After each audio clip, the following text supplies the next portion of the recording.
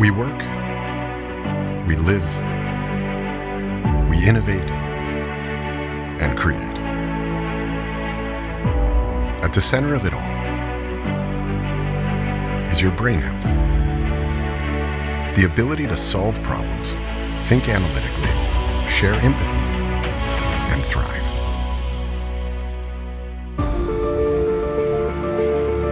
We're trying to make brain performance really the next fitness revolution. Scientific discoveries show that your brain can adapt and grow regardless of your starting point. The Center for Brain Health can show you how to transform your mind to work stronger and faster.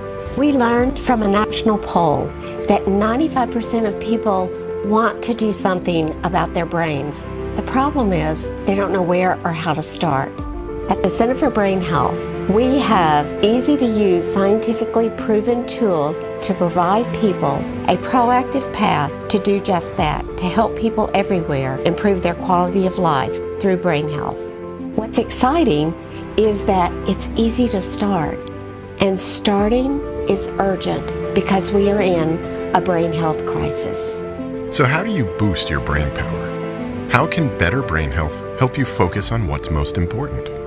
Brain training is a part of the way that we would distinguish ourselves from others. Quite frankly, I think that's going to be commonplace in businesses in years to come. We are seeing an epidemic of mental health concerns. Stress and overload lead to depression, anxiety, and burnout. Our brains hold the key to navigate these hurdles. It's never too soon to start.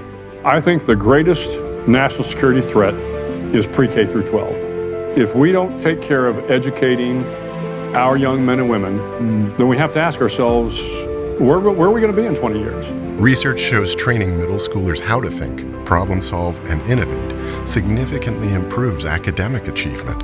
Even more importantly, it enhances confidence and well-being for them to thrive throughout their lives. It really helps the kid and it builds their stamina.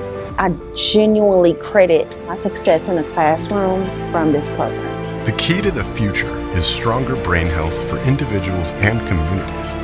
Ready to transform the world with us? Be a part of the brain health revolution. It starts here.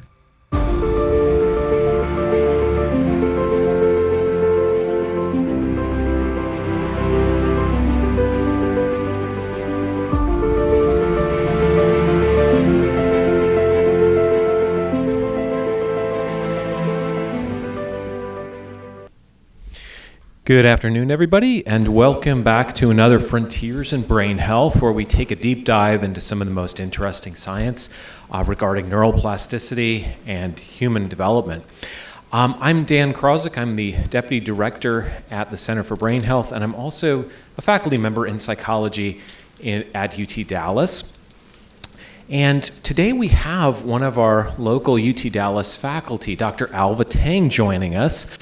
She joined UT Dallas in 2022, so just last year, and she is the principal investigator of the Laboratory for Healthy Social Emotional Development up at campus. And she completed a bachelor's up in Canada at the University of Toronto.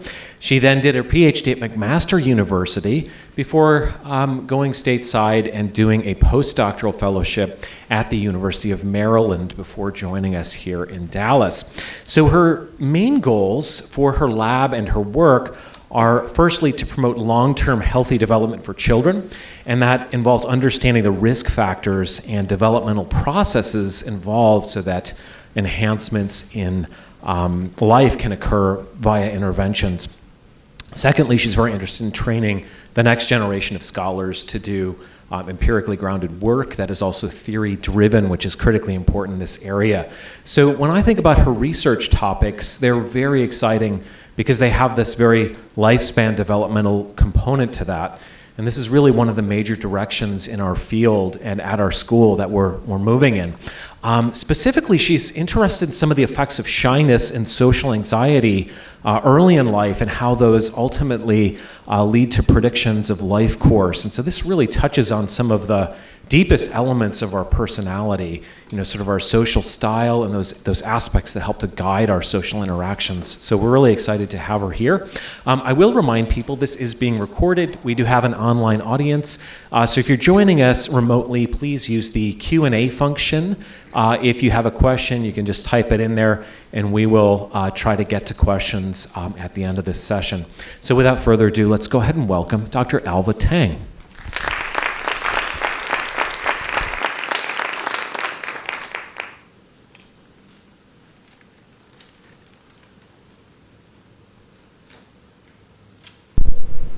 Hello, everyone.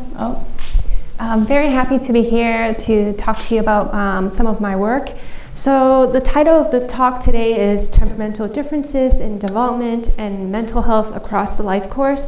I am a faculty member on campus at UT Dallas in the Department of Psychology. So just to give you an overview of some of the work that we do in the lab, there's a large literature suggesting that many psychiatric and physical illnesses, they don't just suddenly appear in adulthood. Many of them have developmental roots in childhood temperament and other kinds of social experiences.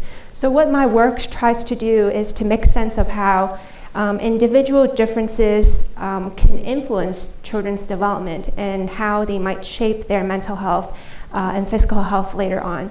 And there are many kinds of individual differences you can study. One of my focus is on temperament. Now there are also many kinds of temperaments. The kind of temperament that I've focused on is the temperament of shyness. The other kind of individual differences that I have worked on is caregiving experiences, particularly when they're absent or when they are adverse. So for example, child maltreatment, parent-child separation. So not every single child with these kinds of temperamental dispositions or exposures to adversities will go on to develop problems. So what my work tries to do is to make sense of the neurobiological and social processes that can modify their risk and resilient developmental trajectories. And in doing this, the lab uses various techniques. Some of these will be shown in the studies that I present today. So today I'm going to talk about temperament, but as I begin, I want to note how ubiquitous the concept of temperament is. Temperament is all around us. You could just take a look at all the kinds of different dogs, different dog breeds, and how they interact and react to other dogs and with people. And even within the same breed, you can see that each dog is unique. Some dogs would be more inclined to freeze or run away when they are confronted with novel objects or new dogs. Other dogs would be very happy to approach these situations and play. So what I've just described are, the fearful characteristics and avoidant characteristics of this fearful dog. These are characteristics of an inhibited and shy temperament. And this kind of inhibited and shy temperament can also be observed in humans very early on. So what I aim to do over the course of this talk is to show you what this shy phenotype looks like over the life course and how it can shape development and health outcomes. So to give you some brief definitions of temperament, temperament refers to the behavioral and emotional styles that you can observe very early on in children. And because temperamental differences are so early appearing, they are thought to be biological predispositions. So we know from studies of twins and longitudinal work that temperament is somewhat stable and somewhat heritable across development. But what's more important about temperament is that it influences the way that you think, how you feel, how you interact with other people in the world. And it's really these patterns of thinking, feeling, and social behaviors and experiences that can carry implications on the child's health trajectories later on. So in terms of understanding shyness and development, there are two frameworks that have been useful in guiding this work that I do. So there is a life course perspective. There's also a dispositional model. I'm going to briefly go through these two. So the life course model treats life as continuous. Experiences are cumulative, and each stage of development builds on the next and has consequences on your later stages of development. But it's not a simple story about how your early temperament will determine your outcomes, because we know that children can start at different initial points with different temperaments. They can also end up with very different outcomes. So these are examples of multifinality and equifinality that we see in the developmental literature. And when you work in a dispositional model, temperaments are viewed as dispositions that interact with the external environment. So things like your social relationships and your social behaviors. It can also interact with your internal environment. So how you perceive and process information in the world. And it's really these interactions with the person and their environment that can amplify or reduce their vulnerabilities to mental and physical health risks. So in my work, one of the major questions that I am interested in is how these individual differences in temperament can influence development to shape different mental health outcomes across the life course. And I'm interested in understanding the processes, mechanisms, and social contextual factors in these relations. And a large portion of my work in this area has tried to make sense of the behaviors, cognition, and experiences of children. Many of these were studied in the peer context. That's not to say that that's the only context that matters. Other people have studied other contexts that matter, like parenting or the neighborhood environments. But the talk will cover a few of these studies that I'm talking about. Okay, so here is an outline that will guide this talk. First, I'm going to show you what temperamental shyness looks like, what this phenotype looks like, and why it's important to study it. And then I'm going to show you 3 studies that have looked at its development. So for the first study, we'll talk about the lasting effects of an inhibited temperament that you can see very early on, and its influence on mental health later on. And then I'll move on to talking about different trajectories that you can see in different shy children and how that can change their outcomes. And then in the third study, I'll move on to talk about the importance of the peer context. So I'm going to show you some videos of what a shy phenotype looks like and how it can be measured through observations and standardized situations that we expose children to in the lab. So the videos that I'll show you are of the same boy at 14 months of age, and then at age 4, and then at age 7. And what I want you to see in these videos is how he interacts with unfamiliar adults and unfamiliar peers. Now, the earliest signs of shyness that you can observe is actually called something else. It's called behavioral inhibition. And to assess behavioral inhibition, one of the things that researchers do is to expose this infant to unfamiliar adults, so in this case, an experimenter. So let's see what this infant does when a perfectly pleasant research assistant reaches out to him and invites him to play. So in this video, you're going to see there's a mother with a boy. The research assistant is outside of the frame, and she is talking to him to ask him to play. No. Oh, kids. It doesn't matter about kids. Kids can come in and out. Oh, that's fine. Kids can come in and out. Oh, that's fine. He's outside with big kids. No, he's outside with big kids. Felicity likes that. Felicity likes that. Anybody that's hold it down your knee. Hold it down your knee. Jelly. I saw you smiling at Kathleen. I saw you smiling at Kathleen.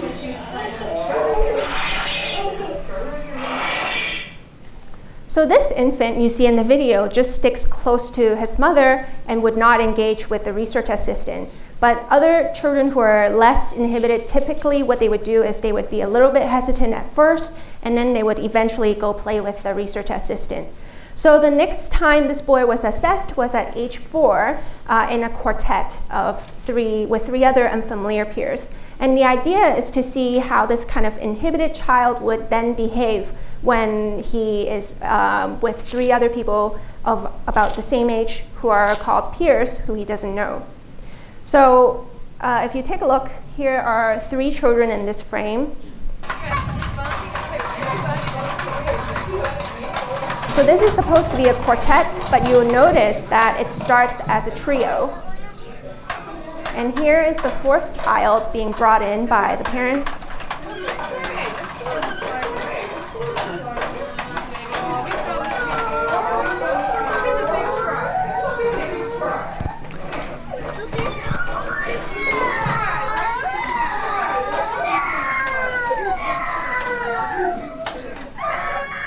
So he's clearly upset and crying, but he'll calm down soon enough. That's Joey.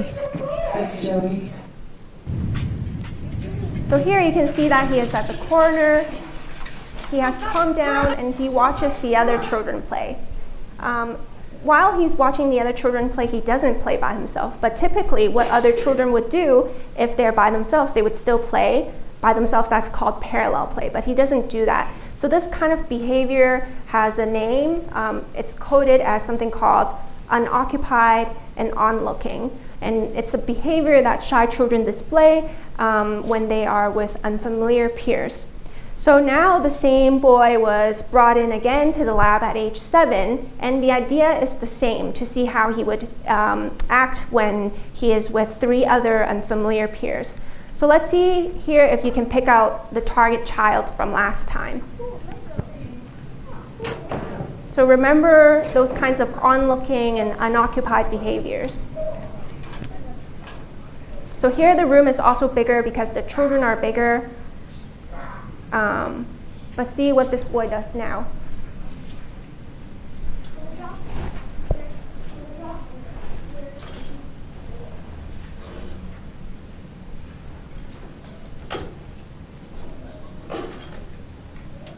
So there he is. He would just be onlooking and unoccupied for this 10-minute free play session.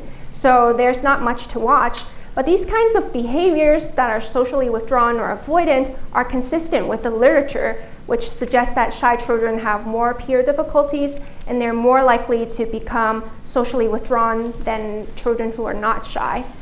Now, one of the main reasons why it's important to study this kind of temperament is that it also predicts greater risk for anxiety disorders, particularly social anxiety. So here is a meta-analysis that has looked into the literature of only prospective studies, meaning they follow children over time, and they do find that the risk for social anxiety disorders is almost a 6-time increase among the shy children compared to non-shy children. Now we know poor social emotional functioning in childhood can carry implications for levels of functioning later on. But very limited work has shown what these children actually look like when they are grown up. So when I started looking into the literature, there were only a couple of studies that have followed young shy children into adulthood.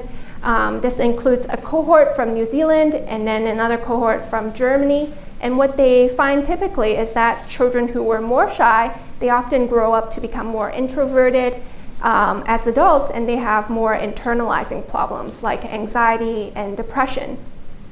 But longer-term longitudinal studies are extremely rare, and the existing evidence had some weaknesses in how inhibition was measured. So a lot of these, both of these previous studies have just asked the parent how inhibited the kid is, and sometimes the parent's report could be biased, right? It's through their perception.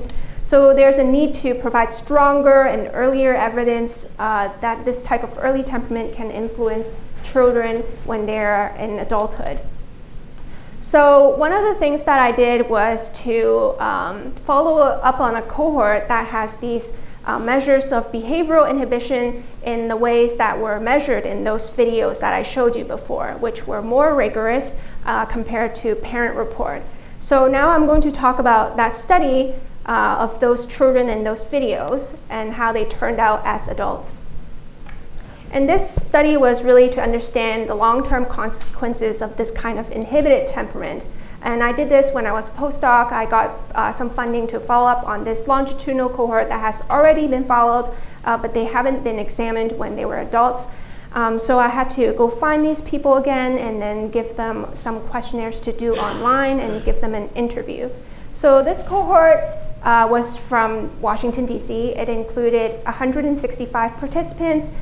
Their behavioral inhibition was measured in the ways that I showed you in those videos. In fact, those children are in this cohort.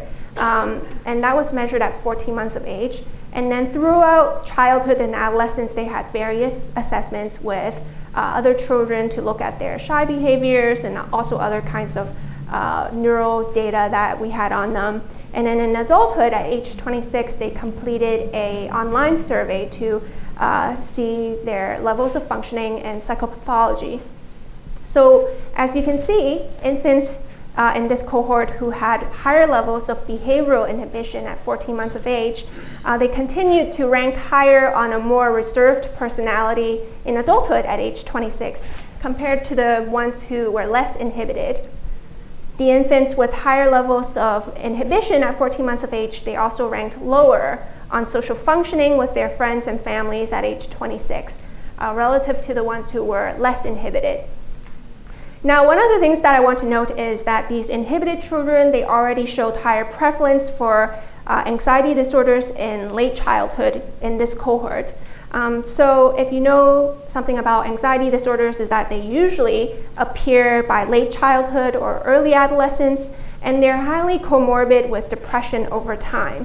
So depression, you can see the symptoms start to emerge in adolescence, and usually the full-blown syndrome would come out by the time they're young adults. So currently what we know from psychiatric epidemiology is that there's about 50 to 60% comorbidity that's sequential between anxiety and depression. So if you're a child who has ever had anxiety, then you're actually more likely to have depression later on in life than not.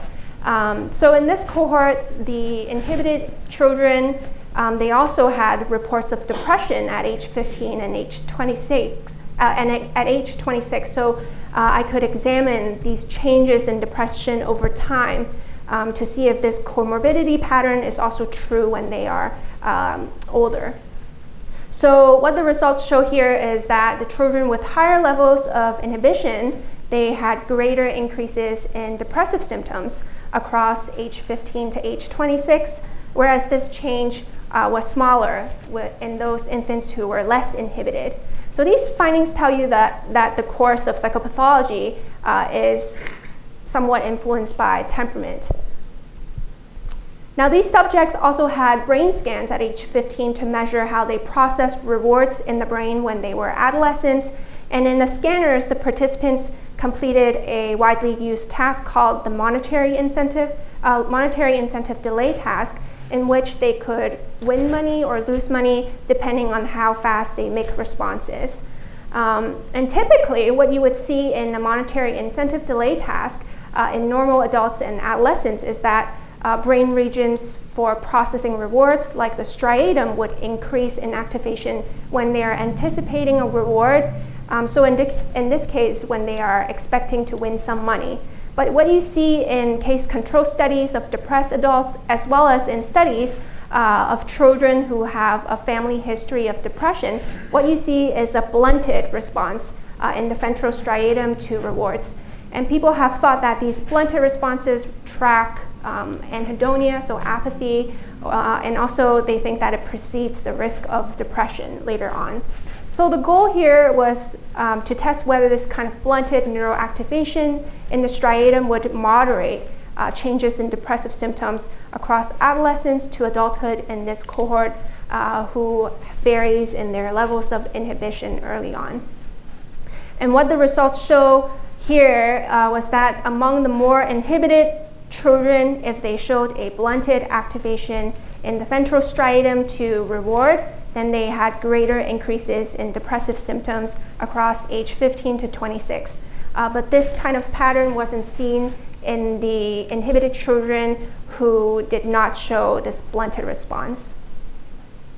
So the point of this first study was just to show you that you can use these objective measures to measure temperament very early on, and they seem to have some lasting associations with social emotional development and mental health.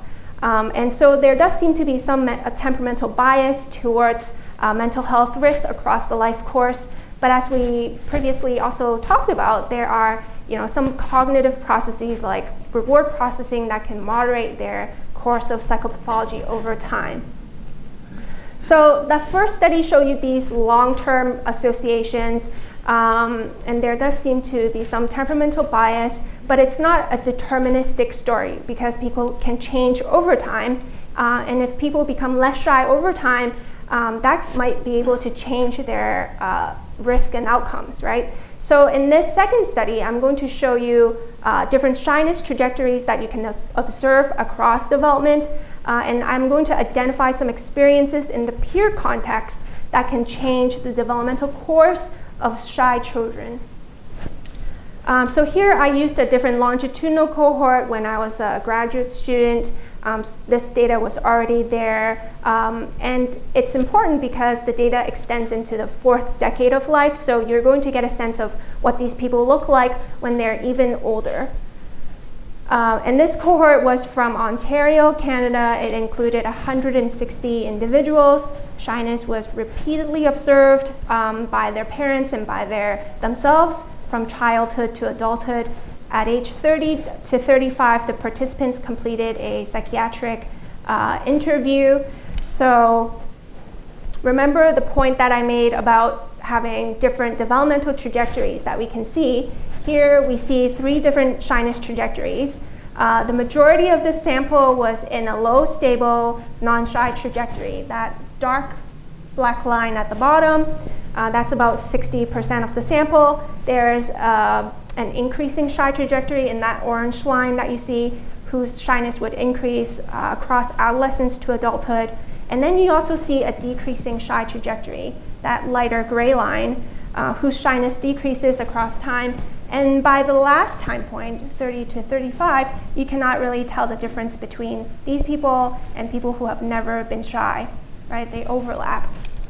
So what's important about these different trajectories is that they have predictive utility for psychopathology, and it was specifically only the increasing shy trajectory, these people in this kind of developmental trajectory who were at greater risk for depression, social anxiety, and substance use disorders. But the decreasing shy trajectory was not at risk for any of these disorders. So given that there are these different prevalences, then I looked at whether there are earlier peer experiences that could play a role in reinforcing this kind of increasing shyness.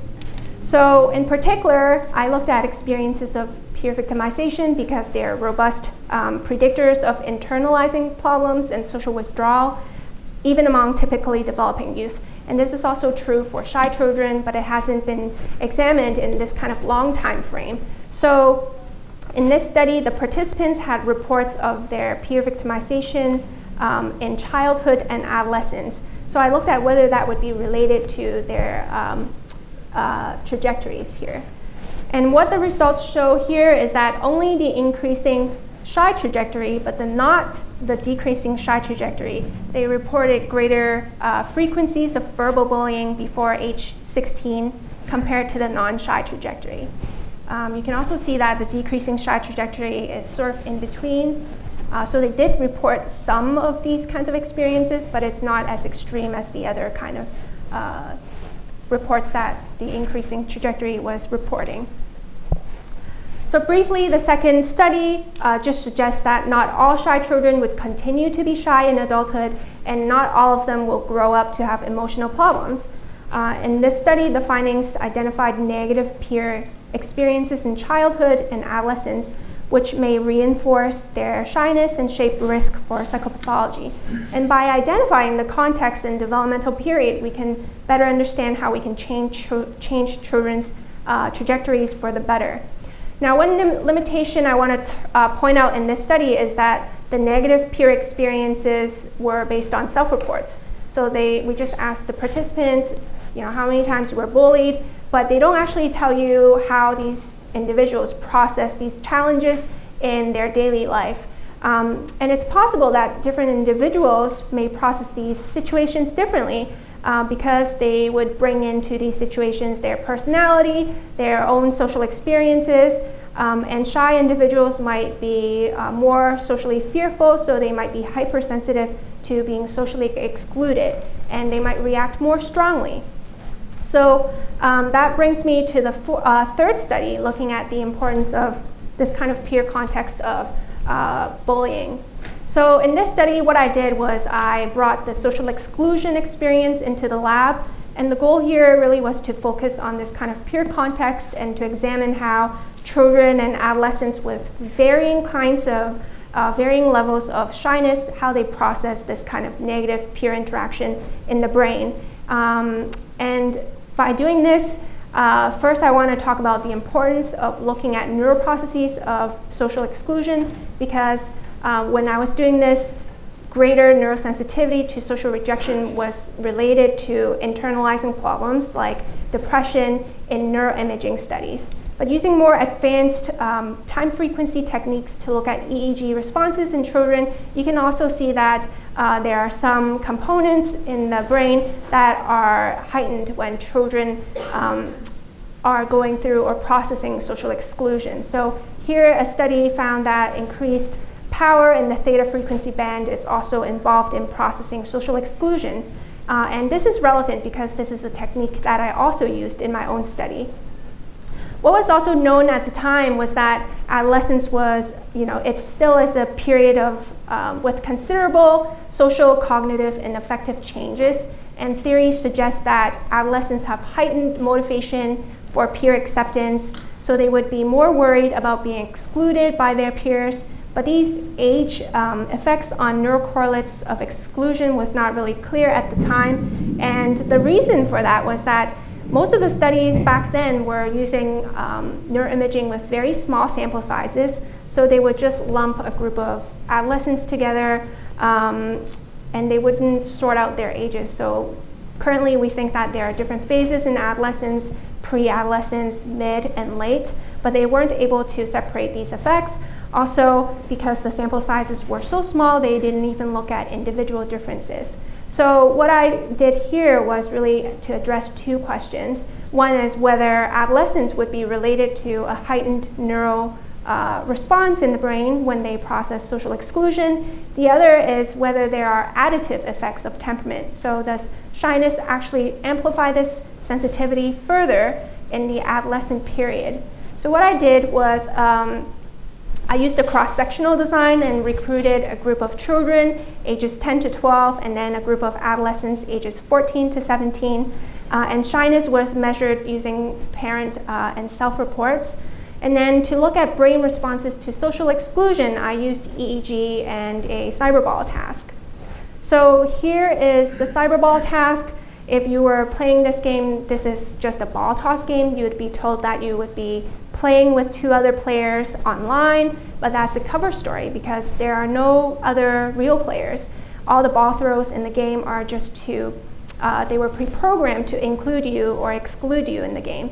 So typically what would happen in this game is that it would begin with an inclusion block in which you could either get the ball, which is the favor condition, or you would be waiting for a turn.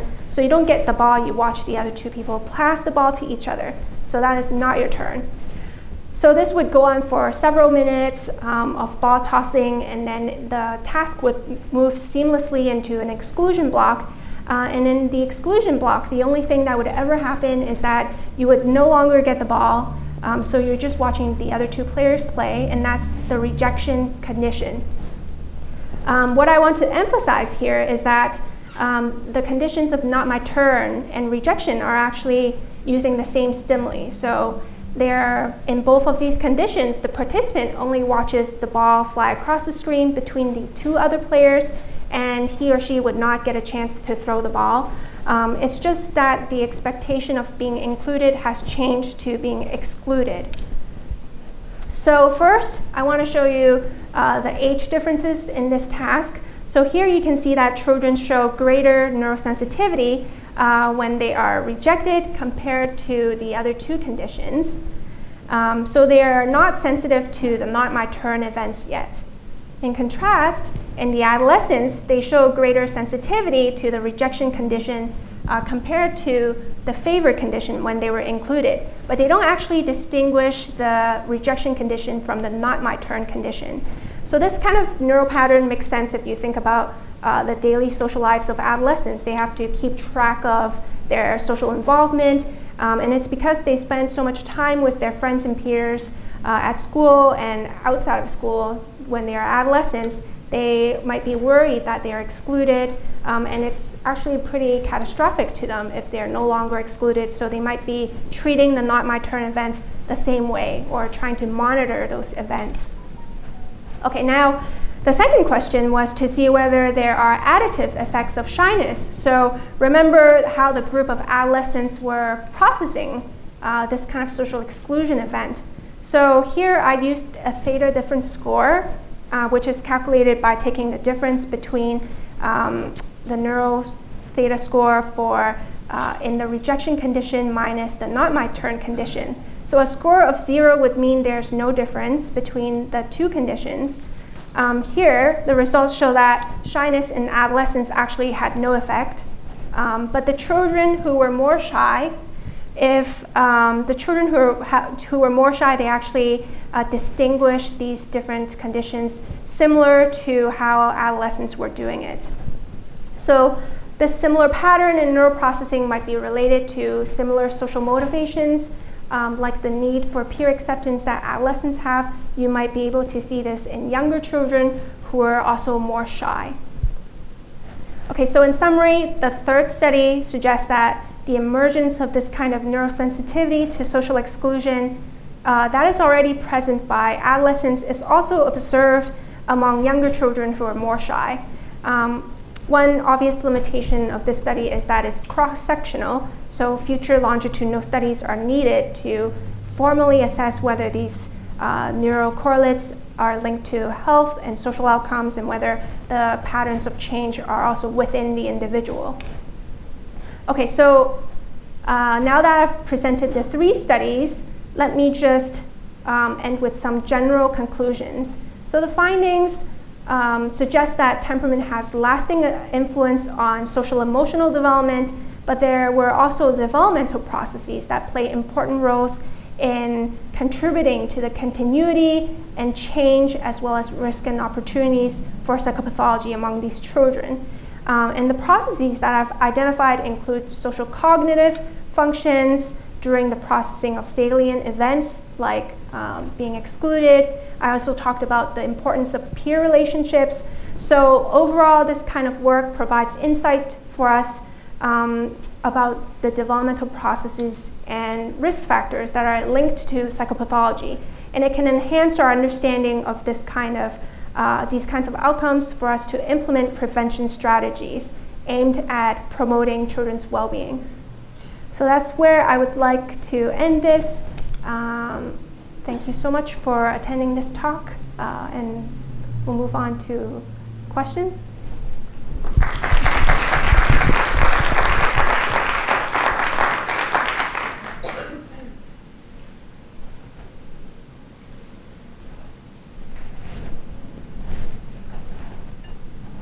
Okay, thank you.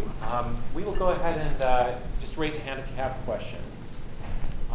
I will go ahead and lead off, perhaps. So what's fascinating there, to me, was the group that basically seems to drop in shyness pretty dramatically, and that they'd started at a very young age. Mm-hmm. Let's switch mics.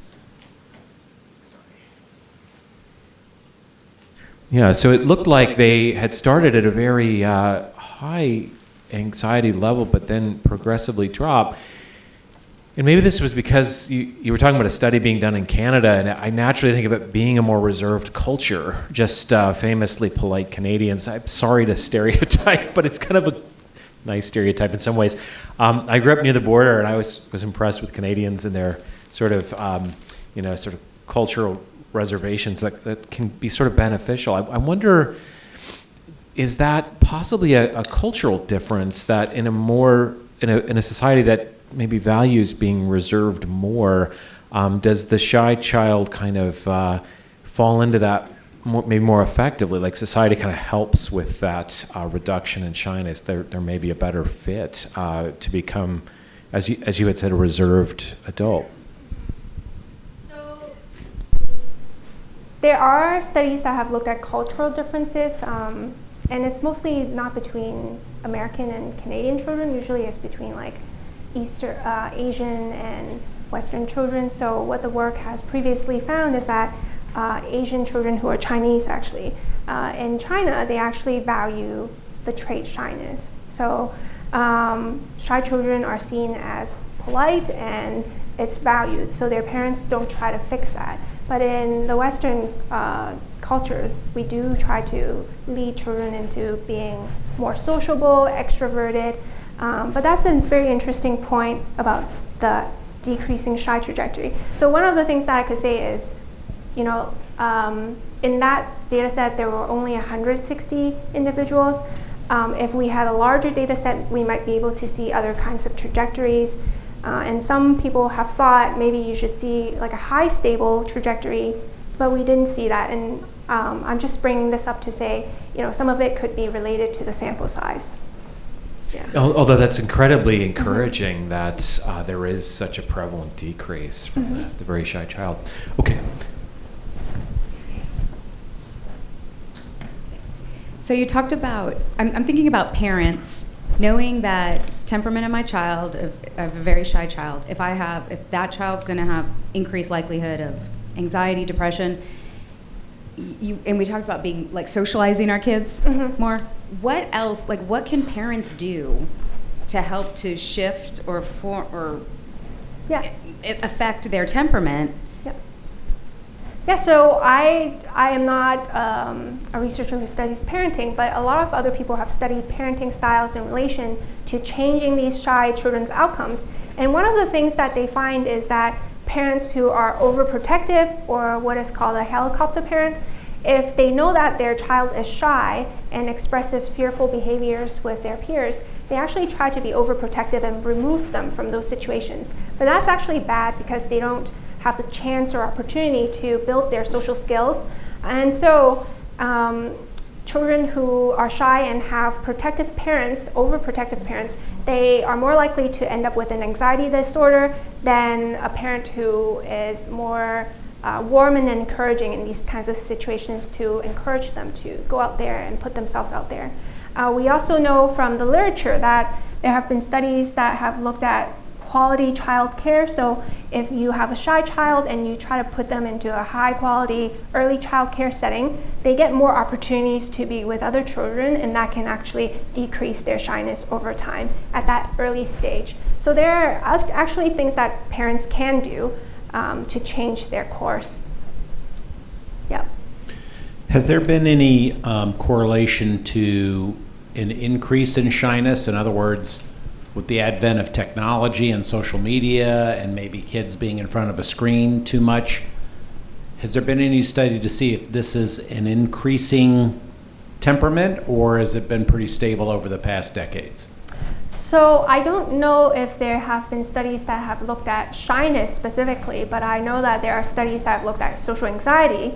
And so, the researcher Jean Twenge at San Diego State or University of San Diego, she is a researcher who looks at these cohort effects, right? So she has looked at national data sets, and she thinks that comparing millennials to Gen Zs, right, the younger ones today, she has found that the Gen Zs actually report more anxiety and depressive symptoms, and also higher suicidal kinds of thoughts and behaviors compared to millennials. And one of the things that she and other researchers think in the field is that that's related to social media increase and that kind of use. Yeah.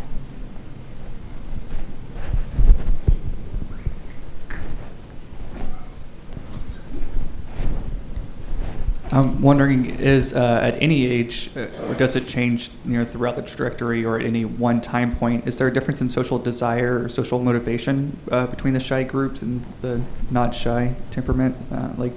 Are they wanting to interact with the kids and are just too scared, or do they sort of potentially even learn that's not for me? Right. So I have done this in the past actually to separate their social motivations. So you can actually find a group of shy children and separate them based on how sociable they are. And not all shy kids are sociable. Some of them are sociable in that they are shy, but they also like to interact with other children. And what people have found is that if you look at a playground, you can actually identify these children who are more shy, but they also want to be with other children. They will actually circle around playgroups, but they don't know how to join. But there are also other shy children who are shy and avoidant, so they would run away and just remove themselves from the room. So that would put them at the cost of missing out on opportunities to build friendships. And when you look at the data, which I have also done in the past, is that the socially avoidant and shy ones, they usually have more depressive symptoms. And other researchers have found that other children rate them as less likable. So it's not just about being shy, it's whether you are also sociable and try to interact with other people.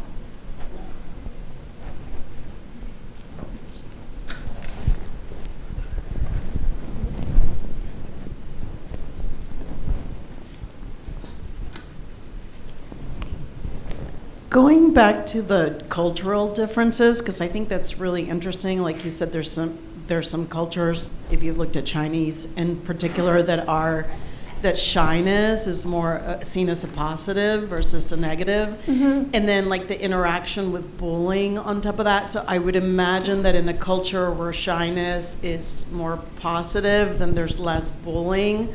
And I'm just wondering if there's a circle there that feeds itself, and so the shy kids do a lot better, depending on the social, culture versus it just being, I don't know, a phenomenon that happens to all kids.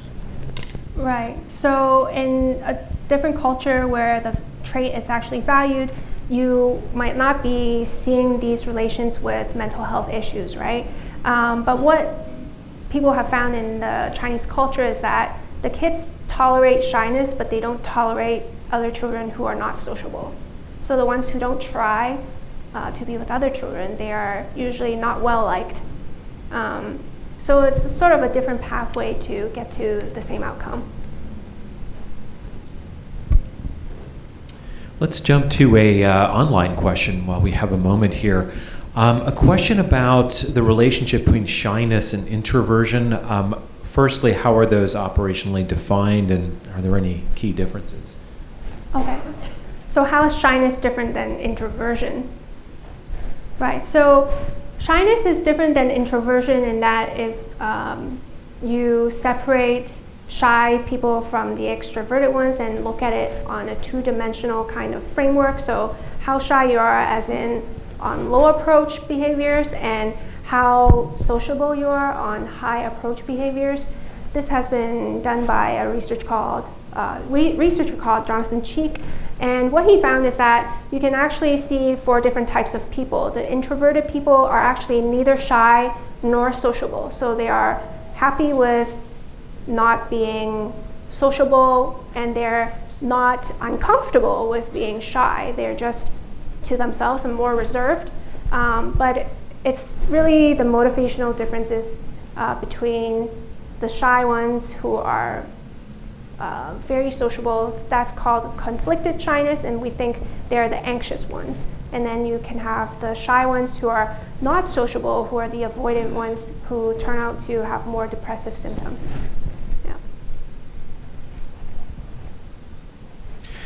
Yeah. Another online question. We'll go to the online question then you.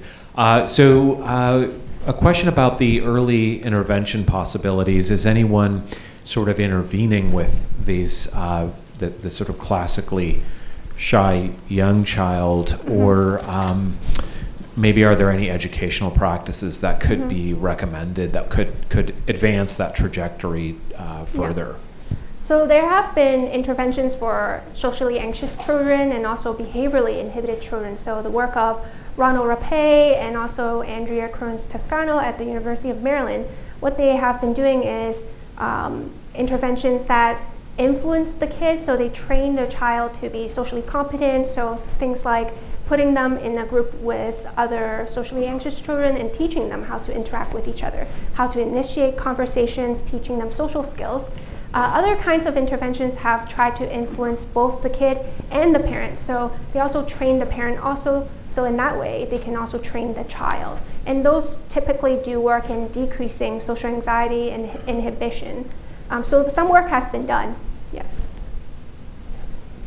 So I had two questions. One was about the definition of shyness, and I think you raised a good point about the biases inherent if it's a parent or a child self-reporting versus researchers or observing.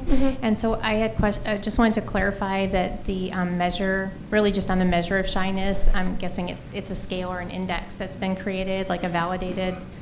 So that the definition of shyness, obviously, I feel like we all have different definitions of what's shy, and it's not a binary, you're shy or not, but it's a kind of dimension.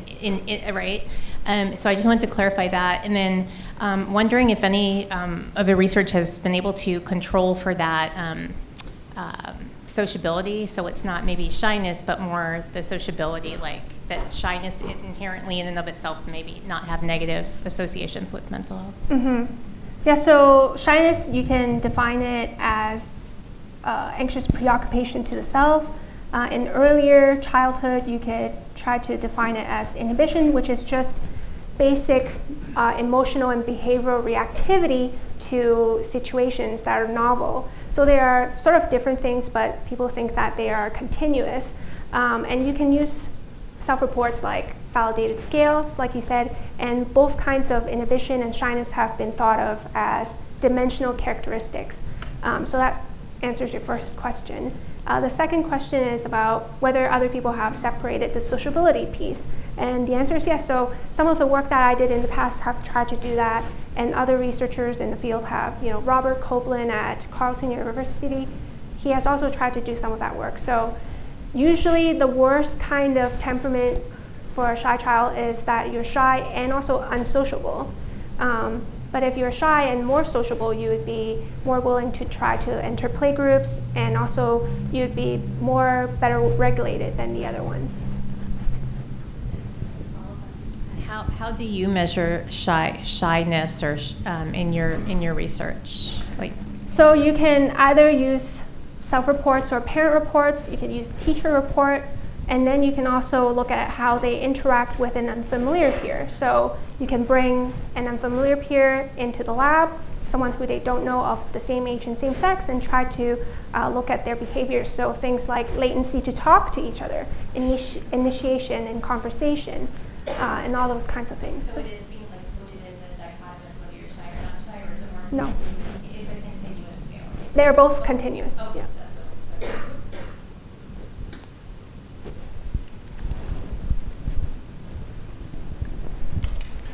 Is there any evidence that family size or construct has an impact on shyness? Because, I was one of 6 kids. I don't think I would have survived without, not being shy. But is there any kind of empirical evidence that has an impact on likelihood of being shy, or is there no correlation there? No, so there hasn't been much work on family size. People have looked at whether you're the first child, and there doesn't seem to be good evidence. So, no.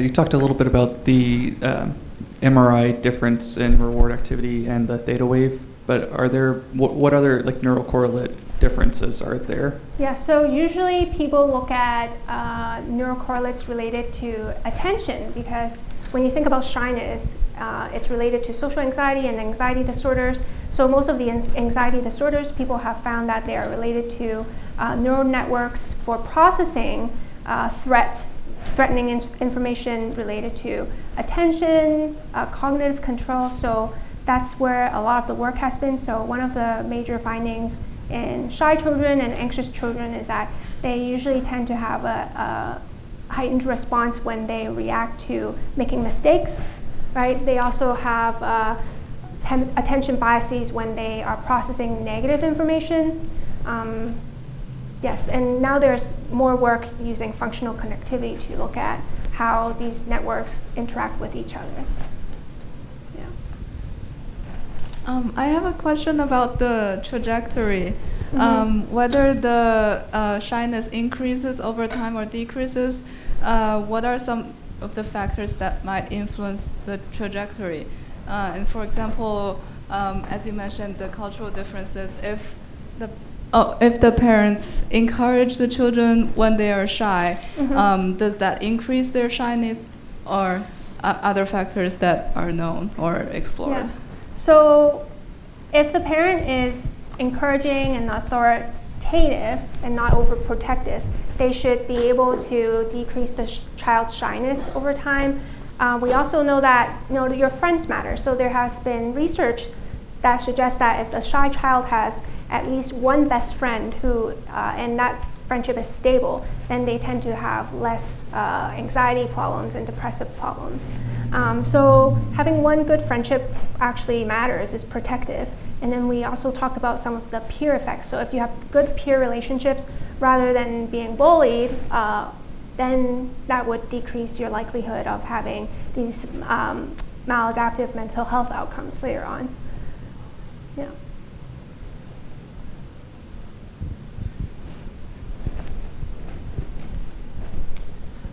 So I was just wondering, has there been any research showing if social emotional interventions done like in the 0 to 3 years, does that impact, like, does it affect this trajectory? Like, has it been shown to have impacts, or? What do you mean 0 to 3? Like in the 0 to 3 like age range, like early intervention for social emotional development, has there been research looking at those interventions to see if it affects like the mental health of the child long term? So I'm less familiar with the early childhood work because usually the interventions for children in middle childhood, so there's less work on that, and people are only beginning to look at like attentional bias that form during the infancy to age 3 period. So some of the work that Corrali Perez-Edgar is doing at Penn State is really to identify whether there are attentional biases early on, and then I guess the point is to see if there could be interventions on those later. Yeah, but there's less work. Okay, this looks like a great place to wrap up. So let's go ahead and thank Dr. Tang one more time.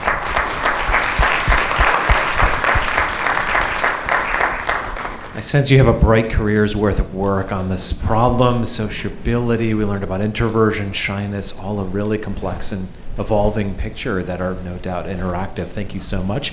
Lifespan brain health is our shared goal, and we will be back again with Dr. Brendan Kelly from UT Southwestern, who's going to talk about some encouraging possible treatments for Alzheimer's. So join us again, and we look forward to it.